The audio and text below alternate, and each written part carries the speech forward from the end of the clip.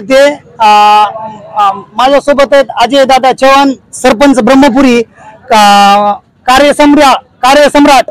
आपण त्यांना विचारू की बाबा घरकुल योजनाचे त्यांनी जे हे केलेले त्यांनी सांगते ना आता तेच काय तर ब्रह्मपुरी गावातील जे सगळ्यात अत्यंत महत्वाचा असा जो प्रश्न आहे तर ते घरकुलाचा, ते आमच्या गावामध्ये 2017 साली जी PM आवासची जी यादी झाली होती त्याच्यामधून पात्र लाभार्थ्यांची जवळपास 650 पात्र लाभार्थ्यांची यादी ब्रह्मपुरी गावात होती।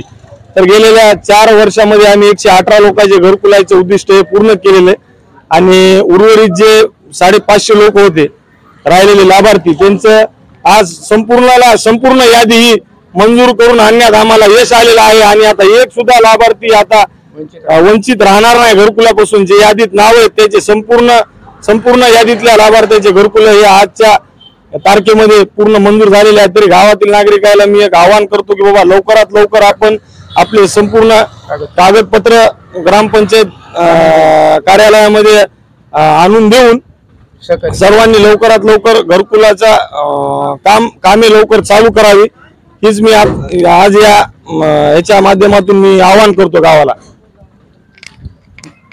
नागरिक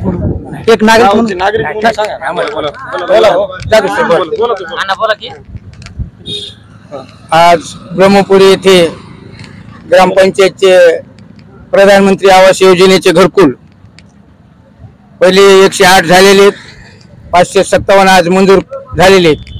सरपंच साहेबांनी आमच्या गावाला त्याचा पाठलाग करून मंजूर करून घेतले, याबद्दल सरपंच साहेबांचा धन्यवाद। गावातील कामे, रोड, नाली, रस्ते, टाकीचं बांधकाम, सभागृह, ग्रामपंचायतचे नवीन बांधकाम, पुन्हा स्मशानभूमी, अंगणवाडी आणि दवाखाना सुद्धा मंजूर करून गेला। याबद्दल कमी वयामध्ये भयानं मोठं काम केलं, तरी सरपंच साहेबांचे गावाच्या वतीने आभार मानतो। माझे 2 शब्द। माजी सरपंच अवधूत जाधव पण आहेत आपल्या सोबत, त्यांना पण 2 शब्द आपण विचारू। काय बऱ्याच दिवसांना प्रलंबित असलेला प्रश्न गावाचं पुनर्वसन झालं तेव्हापासून लोक पत्राच्या घरात राहत होते आणि अतिशय महत्वाचा लोकांच्या अतिशय गरजेचा प्रश्न हा आजच्या तारखेत सोडवलेला आहे।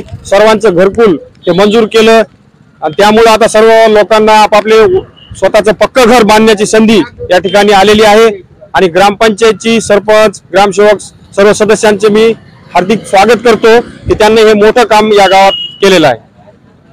MD गुरु न्यूज, परभणी, ब्रह्मपुरी।